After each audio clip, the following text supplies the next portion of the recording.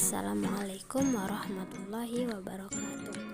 Perkenalkan, nama saya Ade Rukaya Lubis, NIM 0305182112, PMM 3, semester 6, Universitas Islam Negeri Sumatera Utara. Pada kesempatan kali ini, saya akan membahas tentang konsep dasar induksi matematika. Namun sebelumnya, kita harus mengetahui apa itu induksi matematika? Ya, jadi induksi matematika adalah cara atau teknik pembuktian secara deduktif dalam matematika. Pembuktian di sini yang dimaksud adalah pembuktian pernyataan-pernyataan yang berkaitan dengan bilangan bulat positif atau non-negatif. Jadi biasanya induksi matematika itu berhubungan dengan bilangan bulat positif, membuktikan pernyataan atau rumus yang berkaitan dengan bilangan bulat positif. Baiklah, untuk lebih jelasnya, mari kita lihat contoh soal dan ilustrasi berikut. Sekarang kita masuk ke contoh soal. Buktikan bahwa 2 tambah 4 tambah 6 tambah dan seterusnya sampai tambah 2n sama dengan n kuadrat ditambah n. Oke, sekarang kita buat pembuktian bahwa n sama dengan 1. Maka 2 dikali 1 sama dengan 1 kuadrat ditambah 1.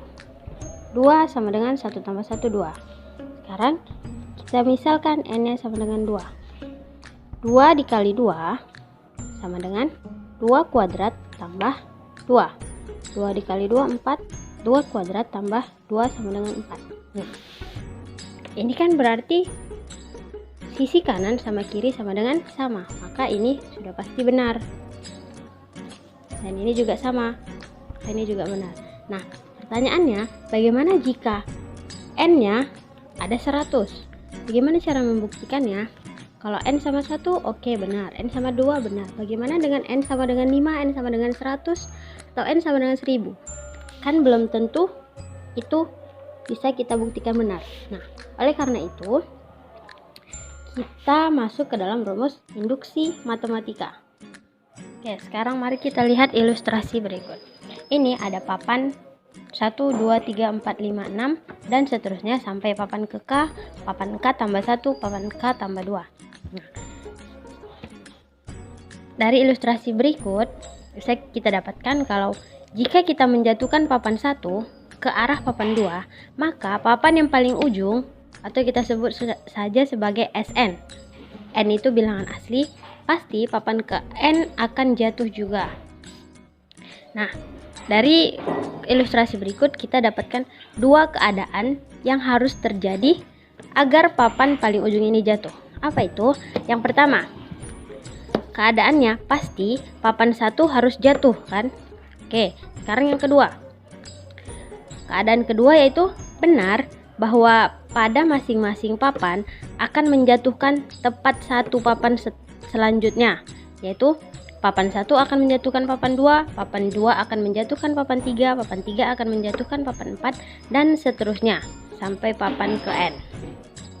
Nah, dengan demikian dapat dikatakan bahwa jika papan K jatuh, maka papan K tambah 1 juga pasti akan jatuh. Nah, inilah dia konsep induksi matematika. Jadi dalam induksi matematika sudah pasti jika papan yang satu jatuhkan, maka papan ke N juga pasti akan jatuh. Inilah dia ilmu yang pasti. Oke, maka dalam induksi matematika didapat dari dua keadaan ini, maka untuk membuktikan suatu pernyataan di mana N itu bilangan asli, maka ada dua langkahnya. Yang pertama, jadi langkah awal. Bagaimana langkah awalnya? Langkah awalnya itu kita buktikan bahwa P1 itu sama dengan benar. Baru yang kedua ada namanya langkah induksi. Bagaimana langkah induksi ini? Nah, dalam langkah induksi ini, jika PK benar, maka PK tambah 1 juga pasti akan benar. Untuk setiap bilangan, untuk setiap K bilangan asli.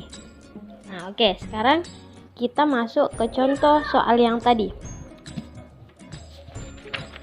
Nah, contoh soal yang tadi bahwa buktikan 2 tambah 4 tambah 6 tambah dan seterusnya tambah 2n sama dengan n kuadrat tambah n. Oke, sekarang kita masuk ke langkah awal. Langkah awal.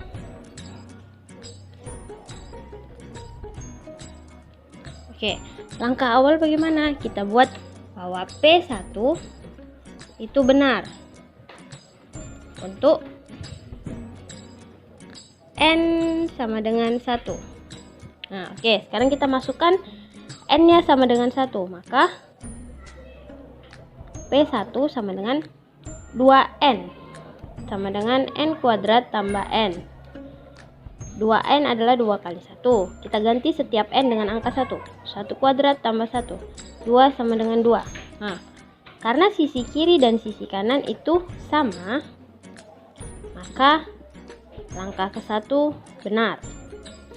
Oke, sekarang langkah kedua yaitu langkah induksi. Nah, kita buat n sama dengan k. Kita ganti untuk setiap n yang ada di rumus atau yang ada di pernyataan berikut, kita ganti dengan k. Maka PK sama dengan 2 tambah 4 tambah 6 tambah dan seterusnya tambah 2k sama dengan n-nya diganti sama k. Maka 2k sama dengan k kuadrat ditambah k. Nah, pernyataan ini kita asumsikan benar.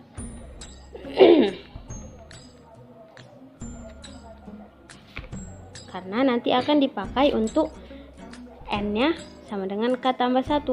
Nah, bagaimana cara mencarinya? Sekarang kita tulis dulu rumus yang ada di PK ini. 2 tambah 4 tambah 6 tambah dan seterusnya tambah 2k. Nah, setelah kita tulis ini, lalu kita ganti k yang di sini dengan k tambah 1. Maka ditambah 2 dikali k tambah 1. K yang ini diganti dengan k tambah 1. Maka k tambah 1 kuadrat sama tambah k tambah 1. Nah, sekarang kita lihat 2 tambah 4 tambah 6 tambah 2k ini sama dengan pernyataan yang kita asumsikan tadi. Maka pernyataan ini bisa kita ganti dengan k kuadrat ditambah k. Maka yang ini kita ganti menjadi k kuadrat tambah k ditambah 2 dikali k tambah 1 sama dengan k tambah 1 kuadrat ditambah k tambah 1. Nah, sekarang kita mau menjabarkan yang ini. 2k tambah 1 ini kita kalikan ke dalam, maka k kuadrat tambah k tambah 2k tambah 2 kali 1 2 sama dengan k tambah 1 kuadrat tambah k tambah 1. Nah, sekarang kita mau membuat rumus yang kiri dengan yang kanan sama, maka yang ini kita buat menjadi seperti yang di sebelah kanan. Maka k kuadrat ditambah 2k ditambah 1 ditambah k tambah 1. Kita keluarkan k-nya menjadi sama seperti ini. K tambah 1. Maka di sini kita buat k tambah 1. Maka ini sisa 1, ini sisa 1. Ini 2k tambah 1. Sama dengan k tambah 1 kuadrat ditambah k tambah 1. Nah, yang ini udah sama. Sekarang kita mau menyamakan k tambah 1 kuadrat dengan yang ini. Nah, yang ini jika kita buat dalam bentuk kuadrat, maka hasilnya seperti ini. Maka k tambah 1 kuadrat k tambah 1 sama dengan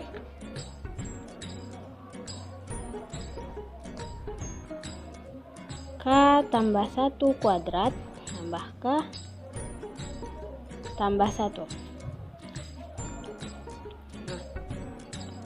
Dengan demikian ruas ini tambah. Mohon maaf saya lupa. Ini tambah. Maka ruas kiri dan ruas kanan bernilai sama. Nah, dengan demikian rumus langkah kedua dalam induksi matematika untuk pernyataan berikut benar. Maka terbukti benar. Maka jumlah n bilangan genap pertama sama dengan n kuadrat ditambah n.